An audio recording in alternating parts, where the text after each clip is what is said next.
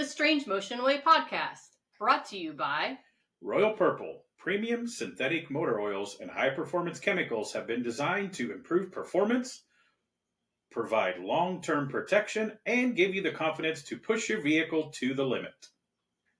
Royal Purple Premium Synthetic Motor Oils. Welcome to another episode of the Strange Motion Way podcast. I'm your host, Tim Strange, along with Carrie Strange. You skipped out on last I episode, did. And we have Axel sharpening his claws on his tree stand back here. Yeah. Hello, Axel. Turbo's at the vet. Getting It's some been a day checkups. at the vet. But yeah, I was getting ready for LS Fest West. Yeah. So I had to skip out on the last one, but I'm back. Yeah, so this is no guests on this other than us. We're doing an event recap. But it's fresh in our mind. You want to go first? You were a week out in Vegas. Before you did.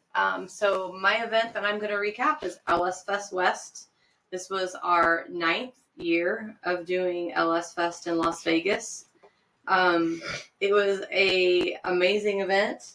Record numbers again. It keeps growing every year. It is a unique event, as in different from some of the other events. It literally is like 6 events in one because we have off-road, we have drifting, we have burnouts, we have car show, off-road out there. We have Grand Champion, we have drag racing. So there's all different types of life coming together in one common LS-based community. And I still talk to people. Obviously, they're older people. Mm-hmm. I talked to one of our past guests, Steve Anderson, and he goes, there's enough LS Fest, because he's been out of the industry for a while. And the older guys, they're like, there's enough of an event, enough LS-powered vehicles to have an event. I was like, dude, you have no idea. Well, my Cadillac is LS-powered. No, it's not. It's a North Star. Oh. You do not have a V car. You do not have a STS V because your foot's too heavy. Yeah. I want an LS-powered. Yes, we all do want an LS-powered Cadillac. Yes. I build hot rods, and you work in the events industry, so that's there are a lot of vehicles that are from the factory. Yeah. LS. So it's not necessarily modified. Even some farm trucks that my dad had worn out were LS powered. Yes. Yeah. So it's hard to believe that the LS. That's why I was asking Bill Holt when I was at my event.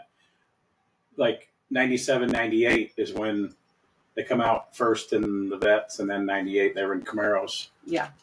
It's been that long since they've been doing LS motors. Yeah, and it's LS, LST, or LT. The new LTs. The new LTs. Because there was an LT that was small block based prior. Correct. But those aren't welcome. Correct. They're welcome to spectate. They can't participate. Yeah. But it was a great event. I don't get to see the events very much. I'm behind registration and in a building most of the time, taking care of all the problem childs. But it was huge. Like, the weather was finally tolerable because normally in Vegas in April is extremely windy.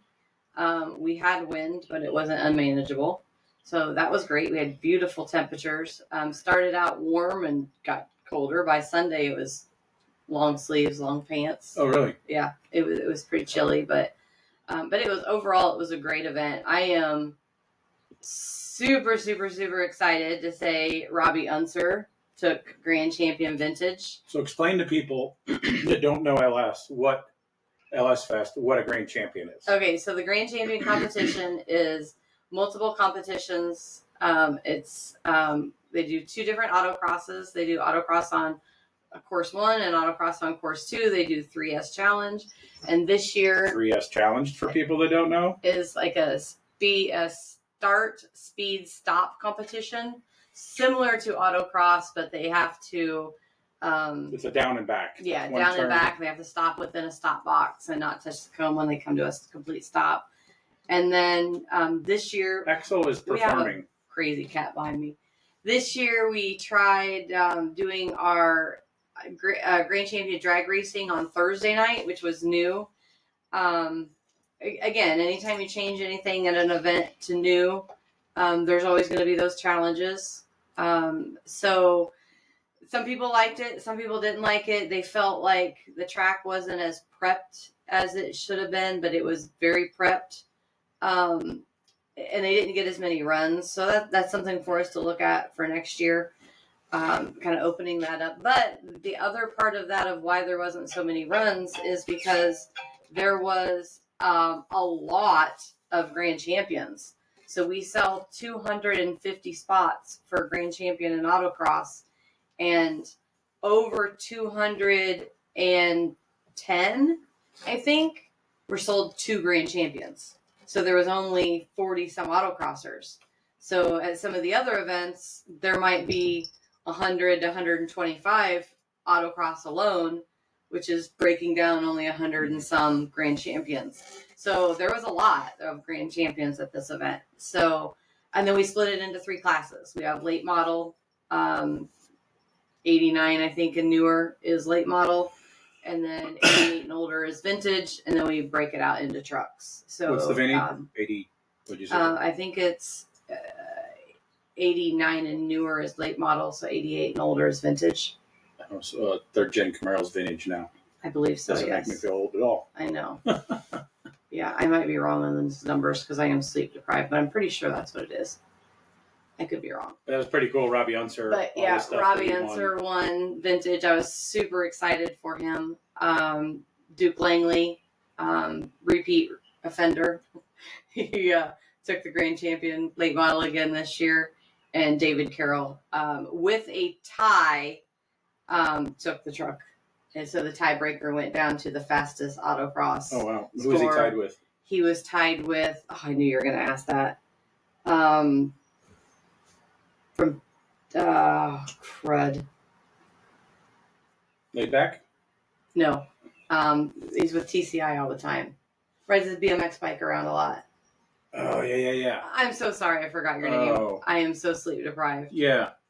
Super awesome guy. Yeah, absolutely. So Holly stepped up and he is winning a $500 Holly gift certificate. Oh, nice. Because it came down to a dead tie. That's crazy. And went back to the fastest, even their fastest lap on autocross number 1 was within seconds from each other. So it was a really good competition.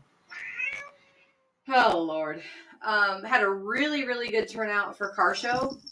Phenomenal 57 Chevy took place. I've seen pictures of that. It was. I think it's a little weird when you're at an outdoor show and you put it on little race ramps, not tall, and slid mirrors underneath of it for an outdoor car show. I always think that's weird. Yeah, but it's an ISCA quality indoor show car. I think I've seen it indoor at the Roadster show or something before. Yeah, very nice, very nice. That one, Best of Show, and then the car show sponsor was Anderson Composites, and they also picked it for their pick. So we had a really, really good turnout for the car show. We do a little. Hey, no, that's gross. So we're doing this very early morning today when this goes live. Yes.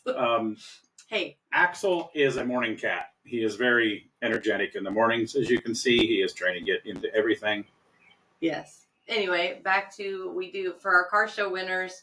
They get a text message when they win to bring their car to staging lanes 1 and 2. And then we do a car show winners parade down the return lane. They get the opportunity to come out, stop, and we got a banner there, get their picture taken, and then go down the return lane. So that was really cool. That worked out really well this year. Again, we have a amazing drift competition there. I'm not necessarily a drift person. I don't know a lot about it, but have a really good showing for drifters. And then we have our completely off-road segment, which is it's separate, but it's all one. You pay one price to get into the event. You get to participate or get to spectate at all of these. So I had some phenomenal drift or off-road happening. I never made it up to the off-road course, but John Goodby took care of that and had a great event up there. And then new this year is we had the Burnout Wars that joined us with part of the Up in Smoke show. Again, not my group of people, not my interests. I pay for my tires, so I don't like to smoke them. But had a huge turnout over there, and I think everything went fairly well in that area. So spectators were crazy. Lily was there working registration. Had a phenomenal registration team, and Lily got to go out and do some which is the photography. BMX girl we sponsored. Yep. and is it Campbell Clicks or Clicks by Campbell's? Yeah, follow her on Instagram. She took some really good pictures and spent some time with some of the photographers, and she learned a lot. So it was a great event. Track was really happy with us, and that's saying something when you come off of an event and the venue is happy with it. So looking forward to year 10 next year with some big things happening for our 10-year anniversary. Cool. And then, well, I was in Las Vegas. Tim was you go next. Oh, well, let's go on to that, and we'll talk about upcoming events after. So I was in Las Vegas. Tim was in Texas. I was at Texas Motor Speedway for my first Goodguys event for the season. I flew in a day early because starting last year, they moved the Goodguys show to be in conjunction with the humongous, and I mean humongous, Pate swap meet. I've always heard about it. I followed Brian Bass's posts of all the cool vintage speed parts that are always there. So I went last year, and I went early to go. This year I just flew down because Jonathan Goolsby, one of our upcoming guests that we're recording very soon, said, "Oh man, if you buy something, bumpers or something, I'm going to get it back to Alabama." Well, I didn't. I bought a lunch box. I guess it's in the other room. Some Hot Wheels, some books, and I didn't really. But it was wet on Thursday. It was supposed to rain all weekend. I did the old person thing and rented a little scooter because the year before, I missed 4 of the long rows. When I'm talking long rows, they're quarter or half mile long, split in half because I do one half and then the other half. I walked 9.3 miles and didn't see three-quarters. I've seen 3/4 of it. So this year I started walking. I went back and I got that $90 was well worth spent because I could put my little stuff in the basket when I bought small items. And $90 a day. Yeah. We need to get into golf cart rental and scooter rentals. Yeah, and they rent a bunch of them at that event. They're everywhere because they don't let you drive golf carts or side-by-sides during the day. Like even delivering parts, they have a golf cart that's the club that puts it on that with little trailers to haul your stuff out. Like Mark Warwick was going to deliver a sign that he sold in his big side-by-side, and they jumped on him real quick, sent him right back. He says, "Nope, it's not 5 o'clock yet." It was close to 5. That's when I realized I had 10 minutes to get all the way across the grounds to get my cart back before I could get my driver's license at the end of the day. So I did the swap meet. Lots of crazy stuff. Good car corral, just humongous swap meet. So then the Goodguys show, they have cut down some of the events that the Sundays are horrible. The Spring Texas, the Sunday event, if you're not an award winner and a local, it's just not happening. So they've cut it back. This was my first time doing a 2-day. They always do some 2-day All-American events at Pleasanton and stuff like that. But there's a Friday, Saturday thing. I was there to announce autocross and help with the awards ceremony. So we had a nice turnout of autocross cars, a little slow start. Weather ended up being great. No rain Friday and Saturday. I think that might have hurt the attendance. But when I walked around at lunch, skimmed through the car shows, there was way more cars there than I was expecting. I thought it was a great turnout. I never know the numbers. I never make it to the south end. But at lunchtime on Friday, it was half full down there. That's why you can never, ever, ever trust the weatherman. But, there's a lot of good thing. There's a lot of local scene in Dallas-Fort Worth area. So when the weather's good, all the locals will come out. Mm-hmm. So they probably didn't even pre-register. Like, oh, we'll wait till the day of and see what the weather's like. So we start autocross at 9 o'clock on Friday, take an hour lunch break. And now new this year on Friday, we're stopping, instead of going till 5, we stop at 4, which the diehard autocrossers, that makes them mad because, some of the people left already and we could get 1 or 2 more runs and we're running as fast as, how racers are. Oh, yeah. I'm running as fast as I've ever done. I'm kind of get the track dialed in for the shootout tomorrow. And, but ending because that last hour, you don't understand, but we have these cards in order and then these 12 guys dip out and you're trying to get your card and they usually come back and park in the same area again. So I know it's more difficult than it thinks it sounds. Oh, your card's out of order. The autocrosser is always like, well, you can't play because, you stay in order. And if I have to dig for your card, you're not getting talked about. You're not getting talked about because I don't know. I mean, a lot of them I know who Rob McGregor is. No Limit. Everybody knows who Rob McGregor is. Sponsors the truck category, but I don't know totally everybody to talk about, what's in your car, or where you're from, or whatever like that. So it's great. And then on 4, because most of the show cars start leaving 3:30, 4 o'clock anyway, especially on Friday. And then Saturday, change is different. So it was a little confusing. For us, it was fine. We just did our normal thing, but we start at 8, run till noon, an hour lunch break. We come back, run some more, and we did our shootouts at 3:30, which we do them 3:30, 4 o'clock anyway to get done 4:30 or 5 on Saturday. So there's normal 6 classes that we do: the Pro X, the Pro, Street Machine, Truck, Challenger, and Sports Car.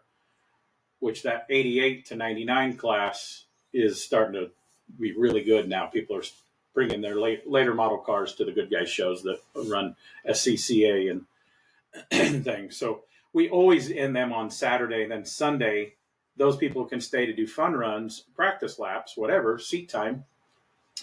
And we do a shootout for 2,000 and up. Well, it's usually a rolling year break. Well, they've made a decision. Last year, we allowed up on Friday and Saturday show and shine and autocross to $19.99. It stayed there. So they're like, no, 2000s aren't coming in on Friday and Saturday yet. So they stopped it at $99 for now. For the year, they froze it for a little. So they don't, like in the past on Sunday would be like All American. They don't have that All American. Yeah, we had nothing on Sunday, so there wasn't an All American class, and this was. Which I learned, I thought a 2-day show allowed everything like they do at Pleasanton. This was still 99 and older, so still hot rod-ish show. Gary Metter still probably wouldn't be happy that they're letting in 99s because he was a street rod custom guy. 48 and older guy he was hardcore. So we got that done, and there were a little, some of the voiced, oh man, why we got to quit so early? Well, the autocrossers forget there's a car show going on too, and vice versa. Like, I posted on Instagram that a couple of my friends, I didn't even know you were there, because you have to go clear to the north end past NASCAR, to find the autocross. We're clear down in that corner, and some people just don't come down that far if they're just car show people. So we got that done because the awards start at 4:44, and I helped announce that. So they had all their specialty parking, their Tri-5, their Camaro, their home bill, all that on Saturday like normal. And then they had a lot where nothing was parked because that's the start of the winner's circle area. So like if you won the Builder's Choice or you won the Camaro pick or whatever, you instantly pack up your stuff and drive to the winner's circle.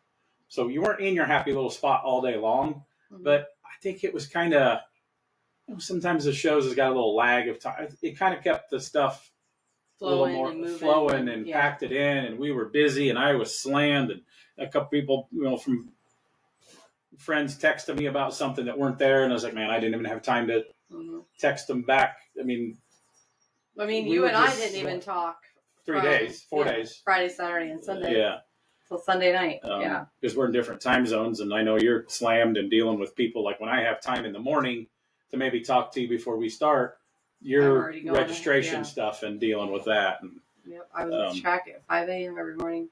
Yeah, that's everybody's like, how's Carrie? I was like, I think she's okay. She's at LS. I haven't heard anything, so she's not dead. So the awards took like an hour. It took a little longer because they do 2 Builder's Choice groups, Hills Hot Rods and KC Matthews. They each do 10. And then of their 10, 5 are whatever, and 5 are trucks. So they do a top 10 trucks. So they, Texas truck area is really big. A lot of great cars for Custom of the Year, Custom Rod of the Year, Builder's Choice, all the finalist awards, and I thought it was a great event. All the Goodguys people, when I went in the office at the end of the event to get my check, they all seemed pretty pleased with the event because they didn't get rain, and it wasn't record numbers, but I thought it was really good. I haven't been to Texas for several years. Do they, now that they're doing it with the swap meet, do they have their own swap meet? No. So yeah. So where the swap meet usually is on the road course, they had a drift exhibition. Oh, okay. Local team there. They were supposed to do like 10, 12, 3. They ran all day long and doing ride-alongs. They were doing ride-alongs over there. I think you had to pay for the ride-along for their club or their charity thing. Lot of big turnout of drift cars. And they were just they weren't competing, so they Right. seemed like I would park over in their their paddock pit area by the semi, and I will say, because I can say this, and I'm not tied to anything. This is our podcast. This is our podcast. Yeah. The pits from over there, the wind would come our way. Pretty strong pot smell. We were pretty surprised at that. Oh, on Friday. We have that in Vegas too. It's crazy. Well, Vegas, it's more legal everywhere. Yeah. Saturday, I don't know if something changed or the wind was different, but I didn't really smell it on Saturday. Or somebody talked to them. Yeah. I mean, I assume it was pit guys or people hanging out in the pits and not drivers. That's what I'm going to assume. Yes. Yes.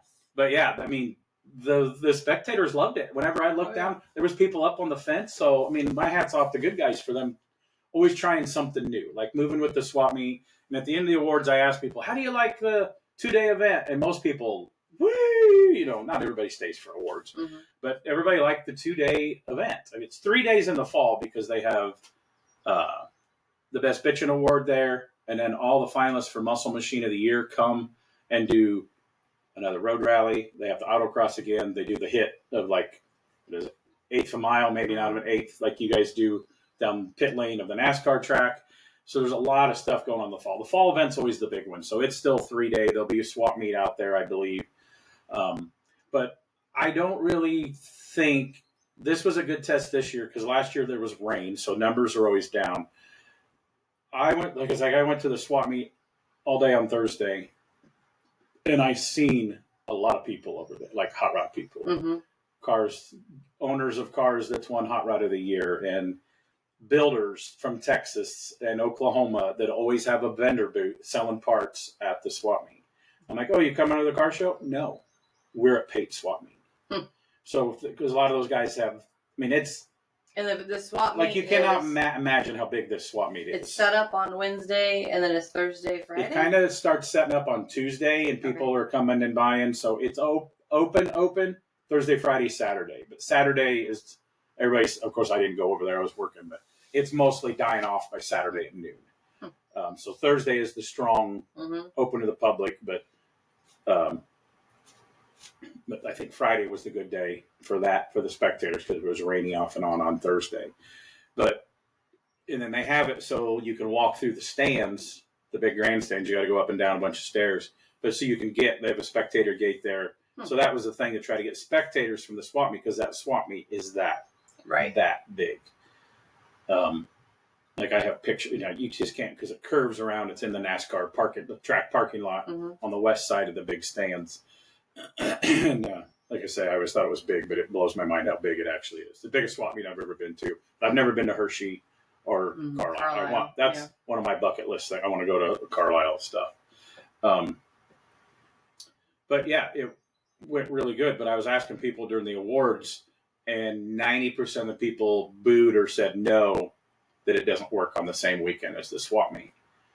And of course, a few people, because they come they can do both. They don't have a show car. They didn't have a booth selling parts, so they could come and go. But if you're selling parts over there. Right. And you might have a buddy watch your booth so you can come look at some cars real quick. But like, I seriously talked to 12 or 15 hot rod guys that I have seen. Axel's just his head, and he's just listening. Sorry. I lost my train of thought. That usually bring cars and high-end cars to the Goodguys show. And when it's at the Pate swap meet, they're just at the Pate swap meet. They don't come and go because they're watching their parts or buying parts or whatever. Yeah. So in the future, I don't really know. I'm selfish, so I love it because I get to go in early and go to the swap meet. So yeah, it's great. The next one in a few weeks is Nashville up here local for Hot Rod of the Year. Weather can be sketchy there. Last couple of years it rained. The turnout wasn't great, but the Hot Rods of the Year still come. They have to do their drive and all that. And I know of at least 3 or 4 amazing cars coming clear from California for the Hot Rod of the Year this year. Awesome. So when I'm there, the Goodguys Nashville is at the Nashville Super Speedway. Super Speedway. A lot of events there, from C10 Nationals to Triple Crown in the fall, and Hot Rod Power Tour has been there. A lot of events there. I like it. A lot of people they do don't. Really good cars and coffee there. Yeah. I like it there because it's easy. Traffic in and out of a NASCAR track's good. Yeah, there's no shade, but there's no shade a lot of places anymore. But yeah, awesome. And that is a 3-day show, correct?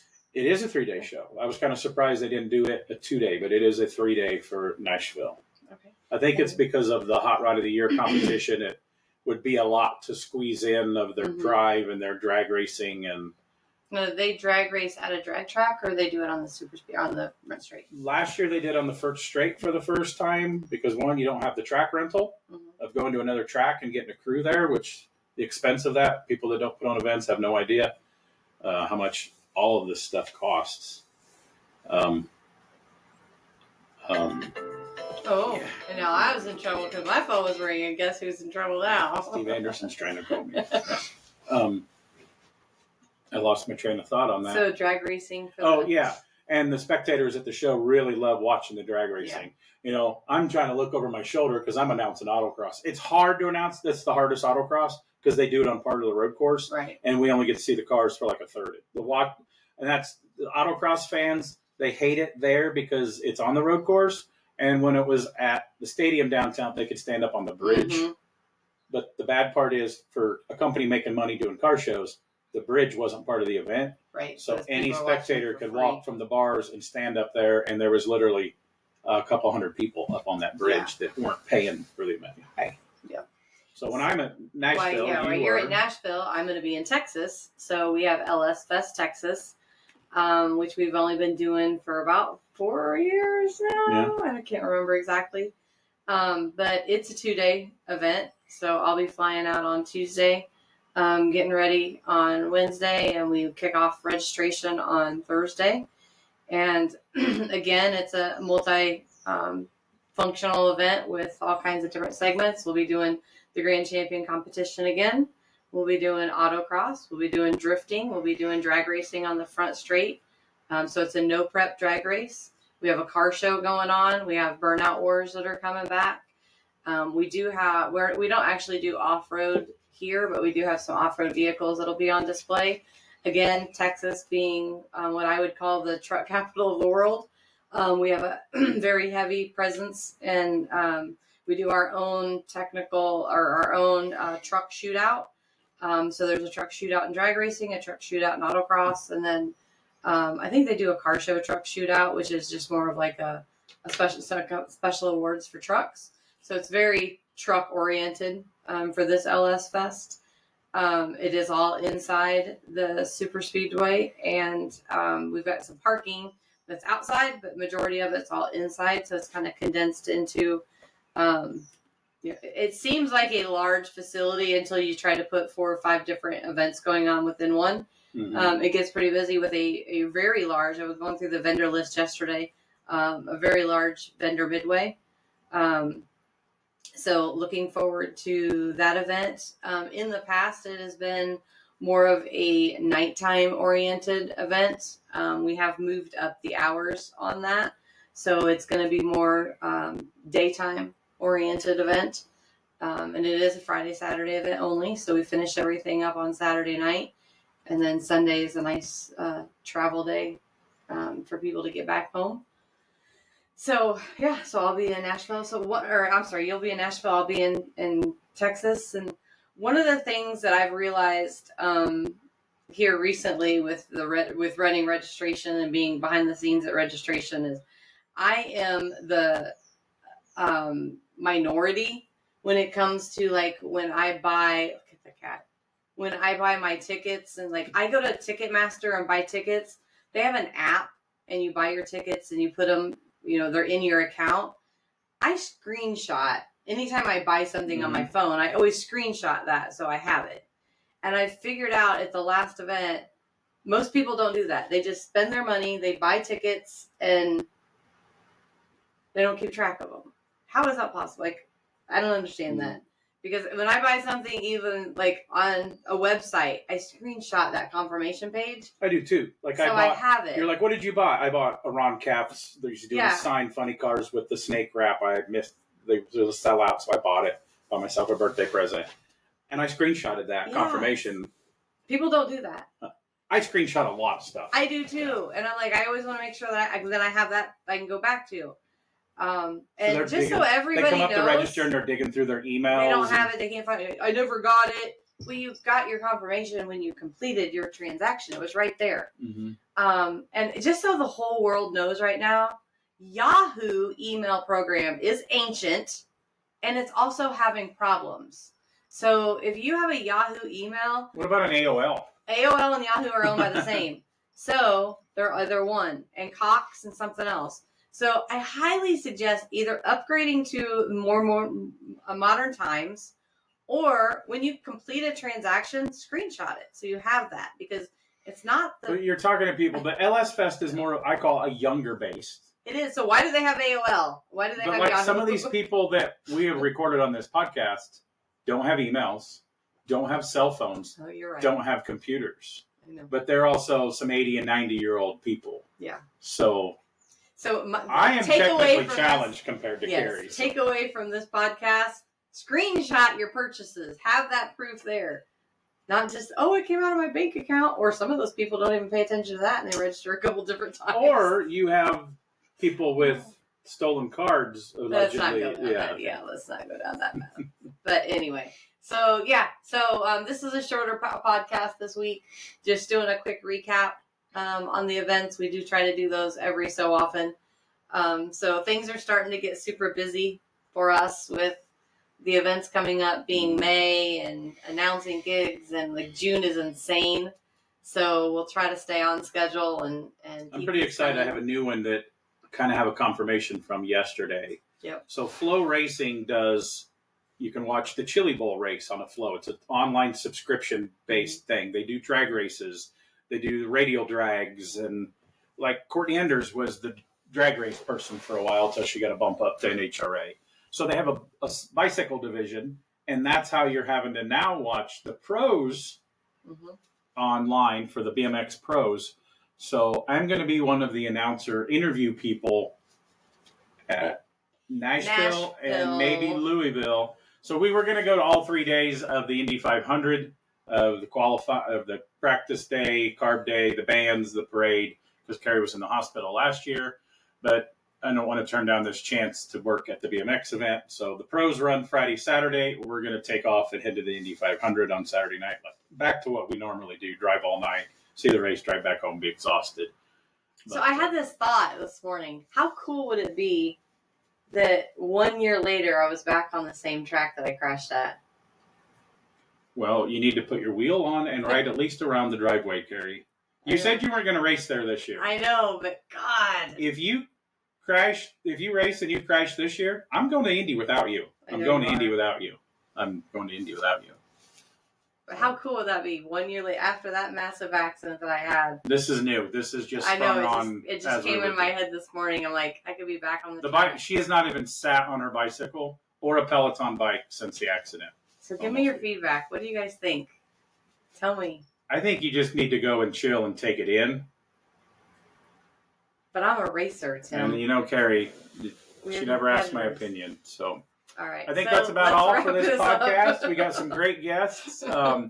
Still, we can't figure out the algorithm on YouTube. It's getting there.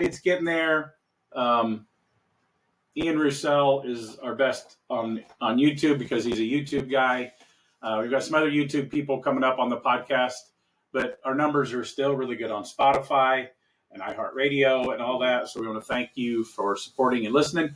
We're working on a couple more partner programs. And I think we've mentioned we're working on our young one, too. We've started recording podcasts, working on the name for that. We got a few of them in the can, got a few more lined up. So thanks for listening to the Strange Motion Way podcast. I am Tim Strange. With Carrie Strange. We'll see you later. See you at an event soon. Hey, welders. Ready to upgrade your gear and save some serious dough in the process? The Miller Build with Blue Savings and Rebate Program has you covered. Find amazing deals and cashback rebates on a wide range of Miller products, from welders to plasma cutters and everything in between, all backed by our 3-year warranty. Don't let this opportunity pass you by. Take advantage of the Miller Build with Blue program now. Visit us online or stop by your nearest Miller distributor today to start saving.